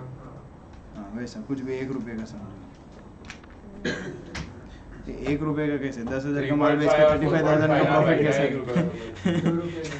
Contribution exceed sales. वो भी है 10 रुपए का 100 रुपए का शाम जाते हैं चलो चलो. अरे ठीक है दूसरा फॉर्मूला लिखो change in contribution upon change in sales into 100. हाँ अमाउंट भी हो जाए अमाउंट भी चलेगा ना. चेंज इन पीवी ना क्या चेंज इन पीवी रेशियो नहीं पीवी रेशियो है ना. PV ratio is per unit ना वो तो रिमेन्स द सेम ना. वो प्रोपोर्शन है ऑलरेडी. समझा तू.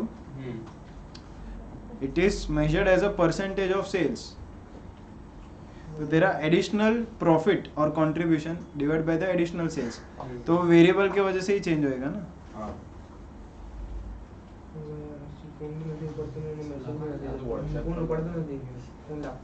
सारा टेबल नहीं टेबल वेबल नहीं सिर्फ फॉर्मूला लिखो कुछ नहीं काम का नहीं है वैसे बस जस्ट कभी आ गया तो मेरे को नेसेसरी नहीं है. डायरेक्ट कंट्रीब्यूशन अपॉन सेल्स ही है. बेसिक इतना पड़ता है. Next break even analysis. Break even analysis. Break even point is the point at which break even analysis heading दो उसमें लिखो break even point is a point at which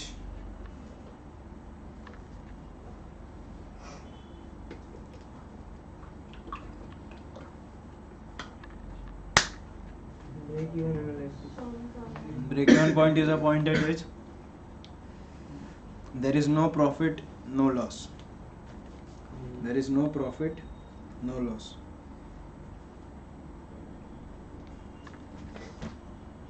Therefore,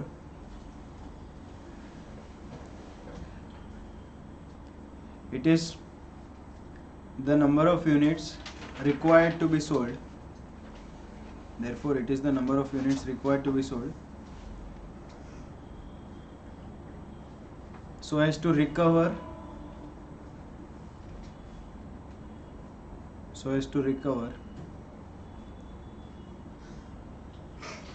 all the costs, that is fixed and variable.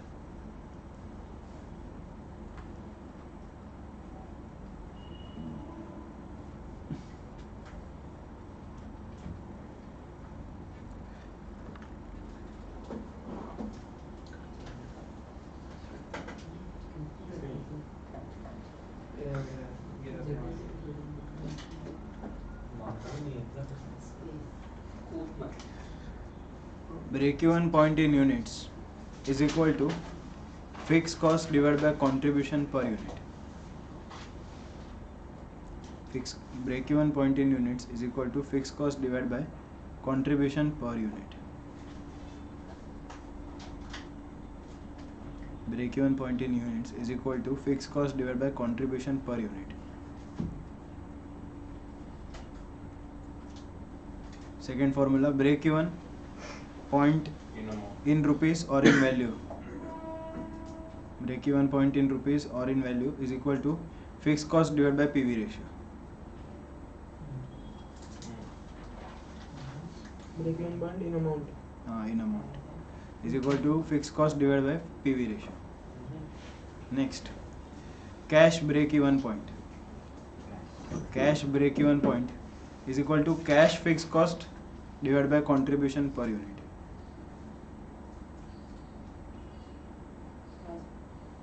Charge fixed cost divided by contribution.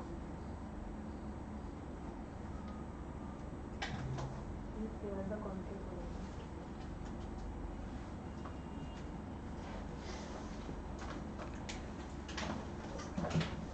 Next dividing break even chart. break even Chart.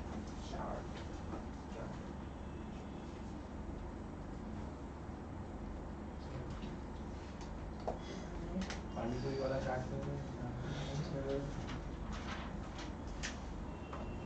ये एक ही नहीं टूटी हुई पूरी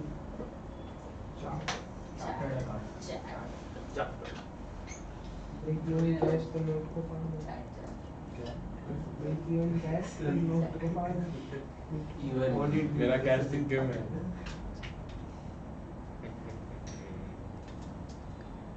तो point नहीं cash point नहीं बस बाजार ब्रेक इवन कौन मेरा ऑड नंबर का कोई और एक फिक्स कॉस्ट इधर कौन और नहीं है ऐसे बोलते हैं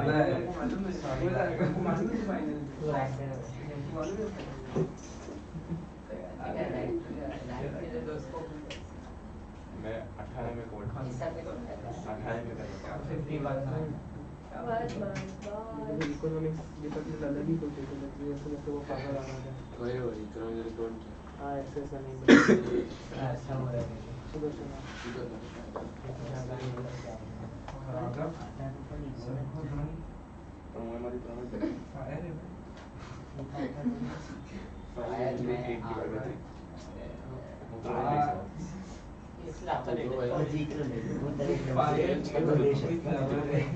अपने करिए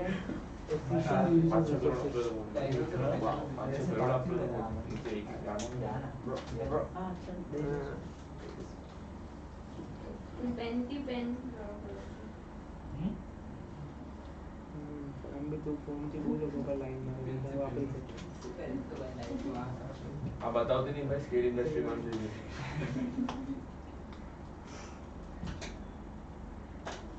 कैन यू यूज एफिशिएंट से बड़ी इफेक्टिव होती है अरे बस एक चैप्टर कोई नहीं चाहिए इंस्पेक्शन करके में एक चैप्टर लगे थे ना एफिशिएंट एक देखो खतरनाक बंदी कोई नहीं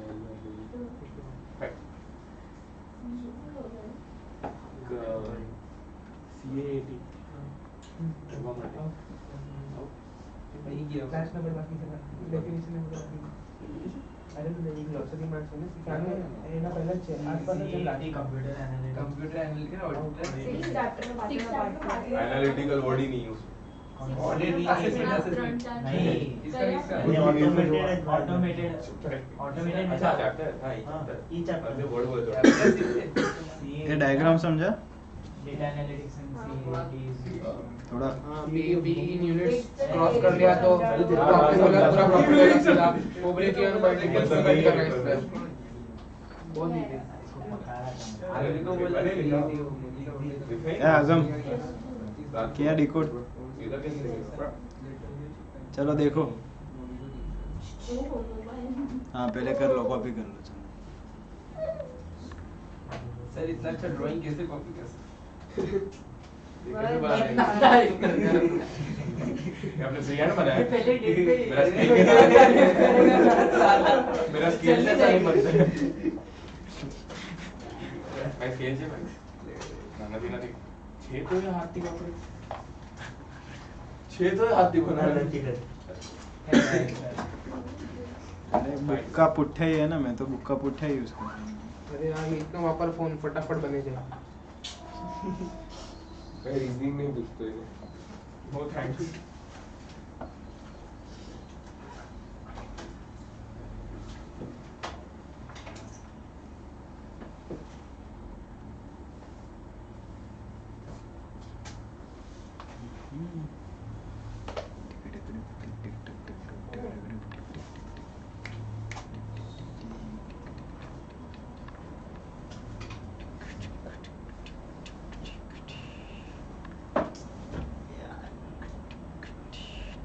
You know that.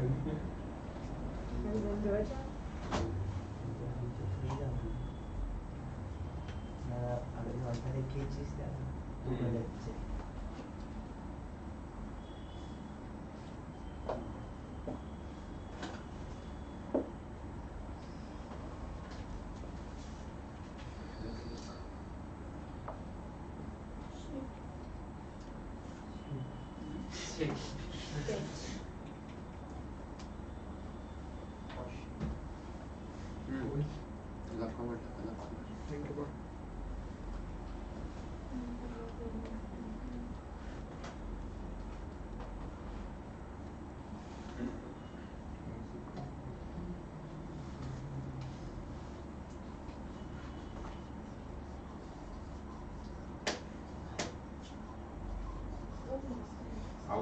पूछा नहीं ना सर कलरिंग के सर वो Deep बना रहे scale up deep कर करा अरे भाई ओ भाई आईडी कार्ड भाई आता 12 में अरे पेड़ वाली लगता हां घरेच कोई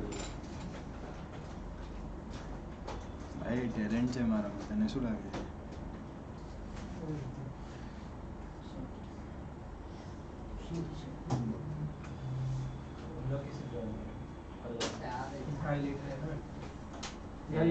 मेरी बात ये कलर नहीं लेके आते ना सर क्रेयॉन्स लाने बोला है ना क्रेयॉन्स लाने ड्राइंग करते क्या सर आप मेरे को ड्राइंग क्लास लेते हो सही में हाँ मुझे मालूम अभी भी लेता हूँ आ सकते हो जाएंगे बस दीप अलाउड नहीं है बाकी सब मेरे को बुला देगा वो। मेरे को बुला देगा ना तू वापस थर्ड चैनल से तो तब भी निकाल दिया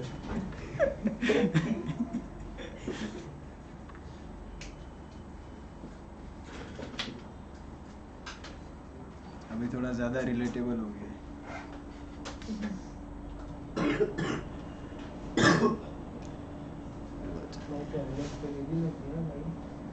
एलेक्स एलेक्स भाई एलेक्स क्या है यार मैं एलेक्स खा के एक दिन में रिकवर हो जाते हैं नाम बोलेंगे मैंने कब खेला सब कुछ ऑल इन वन हमारा खाइस तो जिला में मंडी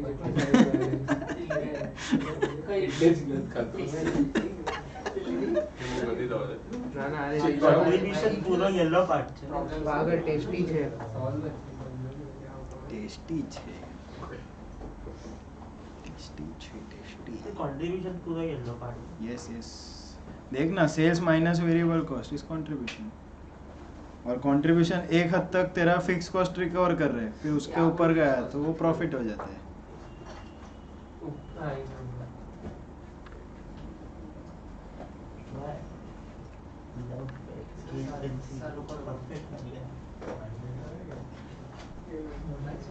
अरे सरनेम येलो लिया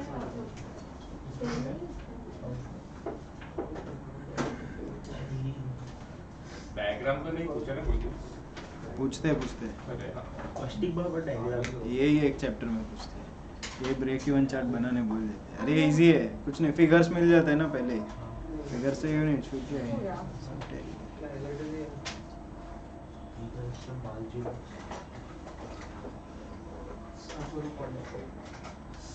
मेरा कंट्री है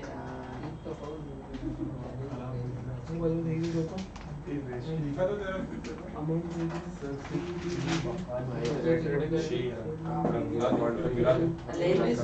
फिक्स कॉस्ट ठीक हो हाँ हो रहा है ना डिस्ट्रीब्यूशन થઈ ગયું फिक्स कॉस्ट हाँ सर का वो क्या सस्ता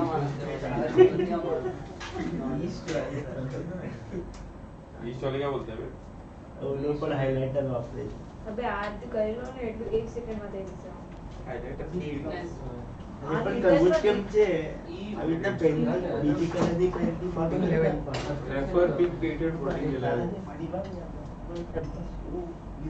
अभी नेक्स्ट लेवल आ गया ये थोड़ा टेम्परेचर बढ़ाओ ना भाई ठंडी लग रहा है एसी का टेंपरेचर बढ़ा है ये रहा मेरे पास 24-25 कर देना ये चलो अभी डायग्राम पे ध्यान दो चलो now this is the fix cost at zero sales also, कौन सा Yes. Galaxy,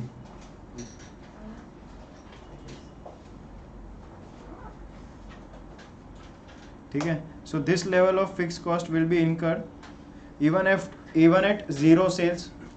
तो अगर तुम्हारा सेल्स जीरो भी है तो भी तुम्हारा इतना फिक्स कॉस्ट तो इनकर होने ही वाला है, inevitable. So even if your sales revenue is zero at this point, still there is this fixed cost, so loss will be equal to fixed cost. फिर धीरे धीरे हम क्या कर रहे हैं, सेल्स करते जा रहे, तो अपना सेल्स करने से पहले इनिशियली वेरिएबल कॉस्ट कवर हो रहे हैं, and variable cost is offset by, मतलब वेरिएबल कॉस्ट के बाद जो कंट्रीब्यूशन बचता है that is being offset by the loss because of fix cost being greater than the contribution.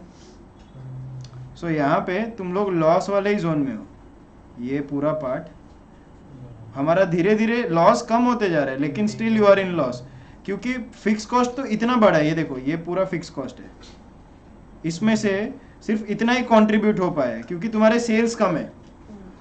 तो सेल्स बढ़ते जाएंगे, ये पॉइंट तक बढ़ जाएंगे कि ये पॉइंट पे तुम आ गए कि तुम्हारा कंट्रीब्यूशन पूरा का पूरा फिक्स कॉस्ट कवर कर रहे हैं. एंड आफ्टर दिस कंट्रीब्यूशन, इसके ऊपर मैं जो भी कमा रहा हूँ ये मेरा प्रॉफिट हो रहा है. So at this point of sales, which is the break even point, I am only able to cover my fixed cost. And इसके ऊपर जो भी बिकेगा वो पूरा का पूरा प्रॉफिट हो जाएगा. So as you can see, total cost and variable cost हमेशा पैरेलल होंगे. Reason, Fixed cost. ठीक है, तो इसका thickness will be the same as इसका थिकनेस. ये पूरा पट्टी इज इक्वल टू ये पूरा पट्टी. ये दो स्केल बन गए ना, एक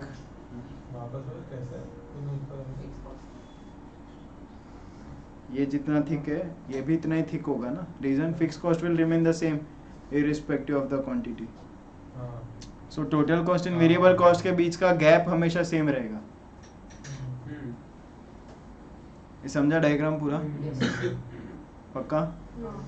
अच्छा, सो ऐसा जैसे तुम देख पा रहे हो कि ये पॉइंट के बाद जो भी सेल्स हो रहा है वो मार्जिन ऑफ सेफ्टी सेल्स हो रहा है. मार्जिन ऑफ सेफ्टी सेल्स में देखोगे तो प्रॉफिट ही प्रॉफिट है. So once you cross the break even point, there is only profit and profit because fix cost have already been recovered. So now you have entered into profit making zone. ठीक है, clear? Chart copy हो गया, break even chart. Next give heading. अरे हाँ, क्या बोल रहे हैं? Margin of safety sales is that value of sales where you are earning profit. तो हमारे पिछले एग्जांपल में 15,000 यूनिट्स तक तो सिर्फ ब्रेक इवन कर रहे हैं. उसके बाद जो भी एक एक सेल्स होते जा रहे हैं that is margin of safety sales.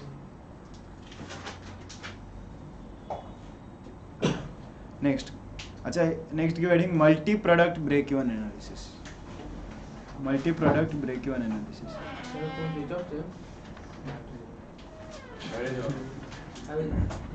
अभी जा. समझेगा कुछ नहीं, लेकिन बैठ जा. ऑडिट लाया तो पढ़ ले. तो मैं बाहर बैठा.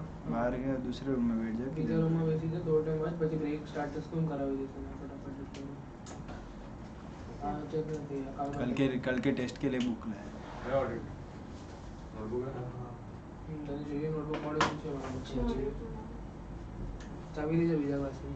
આવે છે इधर है नीचे जीत के पास.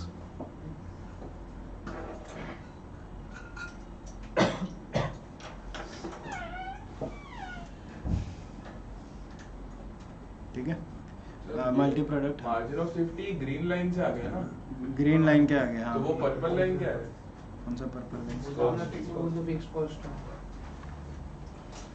नहीं ये पर्पल बीच में जो बॉक्स है बीच में पर्पल बना ना.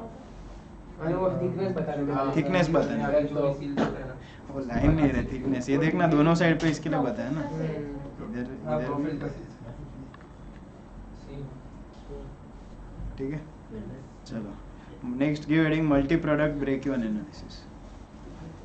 Multi product break even analysis.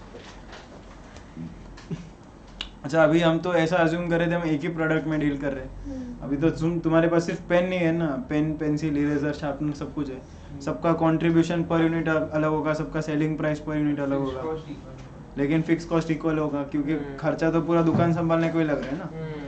तो लिखो in a multi product environment where more than one product is being sold, in a multi product environment where more than one product is being sold,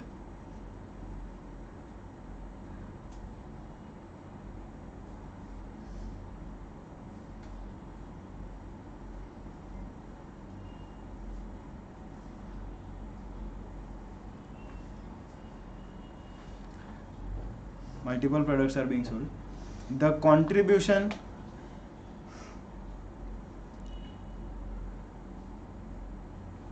is calculated by calculating the weighted average of contribution is calculated by calculating the weighted average of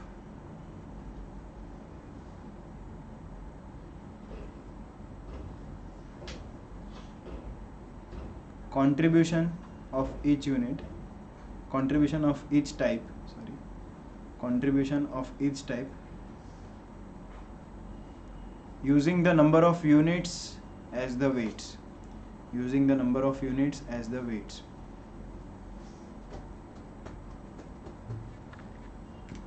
Example,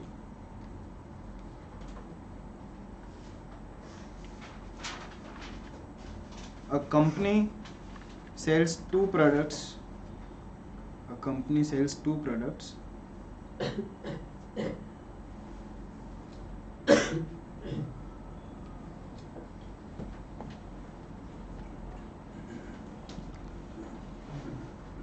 the sales ratio of the two products X and Y, the sales ratio of two products X and Y is 5:7. Sales ratio of two products X and Y is 5:7. That is, ऐसा होगा for example देखो ध्यान से, ऐसा होगा कि X का 50,000 units बिकता होगा और Y का 70,000 यूनिट्स बिकता होगा, ठीक है। तो रेशियो तो 5:7 का आ गया ना। हाँ तो लिखो, क्या लिखा last? That is X and Y is 5:7. That is the sales ratio of two products X and Y is 5:7. Sales ratio of two products X and Y is 5:7. That is को कट कर दो, link थोड़ी है मुझे याद नहीं आ रहा, ठीक है। Sales ratio of two products X and Y is 5:7 and the contribution per unit of X and Y is 30 and 20 respectively. Contribution per unit of X and Y is 30 and 20 respectively.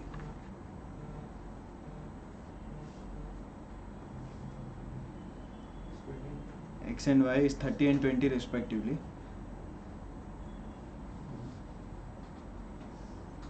Fixed costs per annum are 5 lakhs rupees. Fixed cost per annum are 5 lakhs rupees.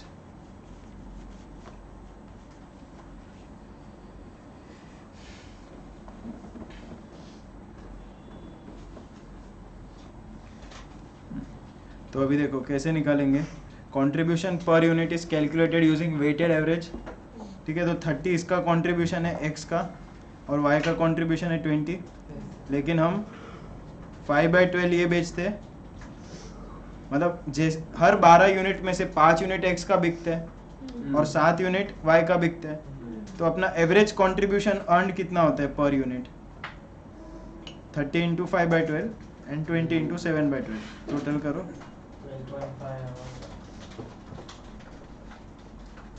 24.17. ठीक है। This is our average contribution earned per unit, ठीक है। अभी हमारा fix cost है 5 lakhs का, 5 lakhs divide by contribution per unit, ठीक है। इतने नंबर ऑफ यूनिट्स बेचने पड़ेंगे, नहीं इतने एवरेज यूनिट्स है जिसको फिर रेशियो में तोड़ना है। कितना? 20 अब ये 2686 को 5:7 के रेशो में तोड़ दो, इतना यूनिट्स x का और इतना यूनिट्स y का बेचना पड़ेगा। ठीक है, ये एग्जांपल लिख लो। सर पर अभी इसमें भी फिक्स कॉस्ट एक प्रोडक्ट का अलग है और इसका अलग है, तो नहीं अलग नहीं, कॉमन फिक्स। कॉमन ही लेना पड़ेगा। दुकान वैसे में नहीं, अलग अलग रहेगा तो फिर वो अलग से ही ले। अगर स्पेसिफिक फिक्स कॉस्ट है कि x ये उसको वो एक्स उसका कवर करेगा, हाँ, y X, Y का उसका फाइनल cover ही चल जाएगा। एक्स को स्टोर करने के लिए स्पेसिफिकली अलग से 10,000 लग जाएगा सर। तो वो x का पहले तेरे को उतना यूनिट्स सेट असाइड करना पड़ेगा कि इतना तो x का ही फिक्स कॉस्ट कवर करने को लगेगा। प्लस तो स्पेसिफिक फिक्स कॉस्ट को हटा दे, फिर तू कॉमन फिक्स कॉस्ट के लिए कितना यूनिट्स बनाना कवर करना पड़ रहा है, दोनों देखना पड़ेगा फिर वैसे। ये करोगे खुद से। तो पहले है calculation of average contribution per unit, calculation of average contribution per unit. फिर बोर्ड पे दिए वैसे x और y का ये कर लो टोटल।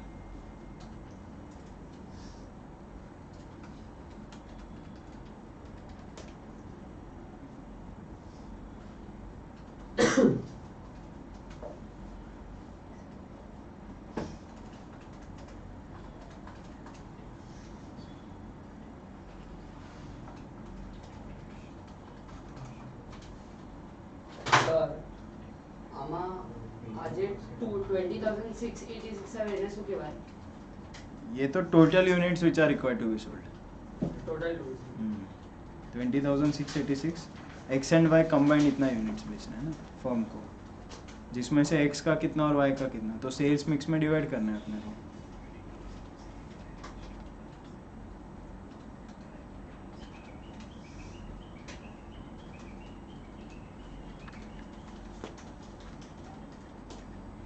कितना है देखो 86 19 करोगे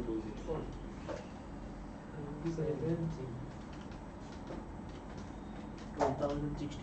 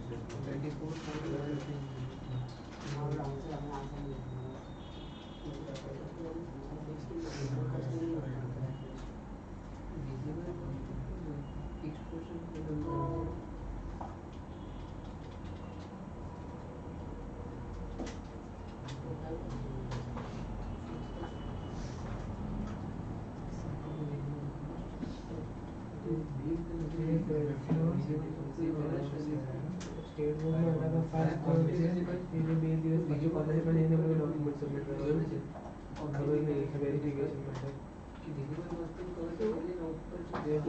સ્ટેટ બોર્ડનો અલાવા પાસ આપવાનું છે કોઈ બીજા બોર્ડ એની પાછું બે દિવસ કોલેજમાં જવાનું તો બધું સબમિટ કરવાનું ये चलो हो गया।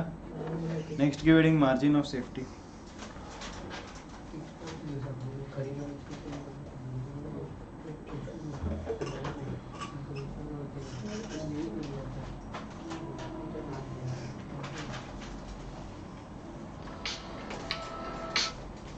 Margin of safety is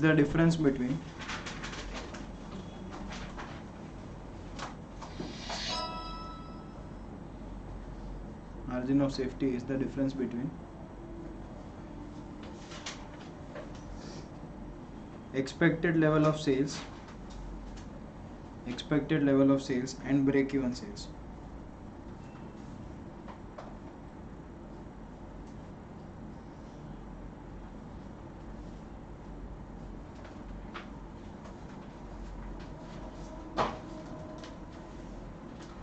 expected level of sales and break even level of sales. It is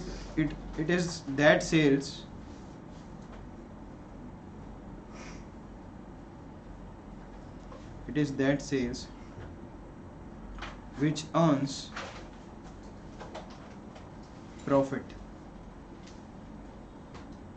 It is that sales which earns profit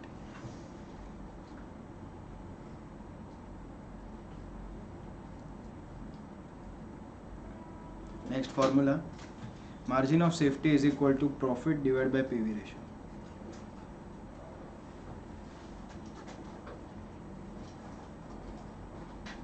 Profit, total profit. हाँ, total profit divided by PV ratio.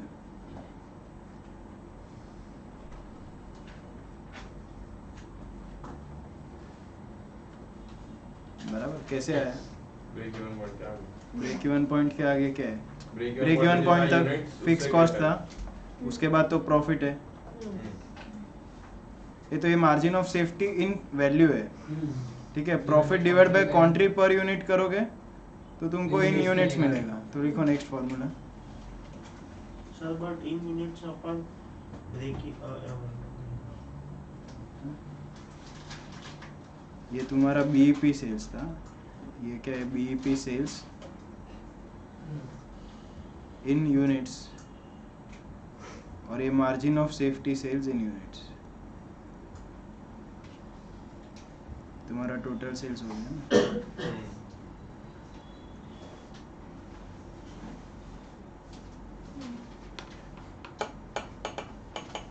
तो margin of safety sales in units is equal to profit divide by contribution per unit.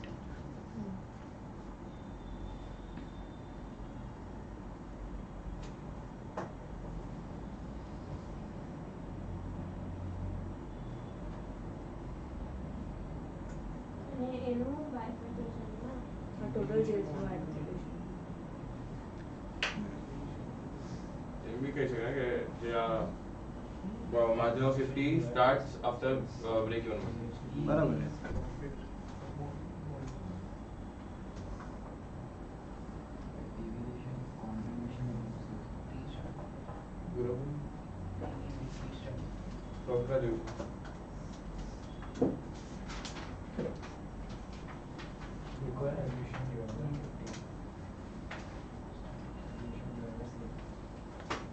अच्छा next और एक ऐसा लिख दो, margin of safety ratio is equal to total sales minus BEP sales, मतलब margin of safety sales हो गया divide by total sales. मतलब कितना proportion of total sales belongs to margin of safety sales, that is called as margin of safety sales ratio. ये समझा? Very good. तू बेच रहा है 10,000 यूनिट जिसमें 8,000 ब्रेक इवन के लिए चला गया, 2,000 प्रॉफिट कमा के दे रहे, तो 2,000 डिवाइड बाय 10,000. ये यूनिट और दोनों सेम रहेगा. सेल्स और हाँ सेम रहेगा. इन यूनिट्स लेके इन अमाउंट ले सेम रहेगा. प्रॉफिट रेशियो कितना हिस्सा सेल्स का प्रॉफिट कमाने के लिए है? प्रॉफिट रेशियो कैसे हुआ ये? प्रॉफिट रेशियो का मार्जिन ऑफ सेफ्टी रेशियो. अरे हम बोले तो profit sales that are earning profit ratio. हाँ sales that are earning profit.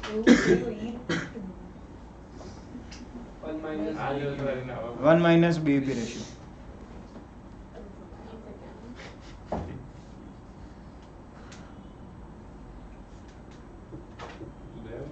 और सर ये आपने ये वाला लिखा है FT प्लस प्रॉफिट वाला, वो मार्जिन ऑफ सेफ्टी सेल्स का ही है. बाइफरकेशन. ये टोटल सेल्स का बाइफरकेशन है. Total sales in units are divided into 2. Break even मेरे को तो सिर्फ इससे मतलब है. अच्छा वो मॉस है. हाँ सबमिट आगमने पण तो भी एब्सेंटली इसका બહુ ડિફોલ્ટર કર્યું છે ई सबमिट थोड़ी करेगी. એને સબમિટ નથી કર્યું. मैं तो मैं सबमिट कर दूं, स्पीच बोली, नोट्स आपके इधर कर दो. अभी क्या करना है? सम्स आ गया, उसको पहले सिखा देंगे. ब्रेक ले लेती क्या? ब्रेक ले ले. 45 हुआ. ब्रेक ले लेते हैं. ब्रेक ले लेते हैं. ठीक है चलो. वैसे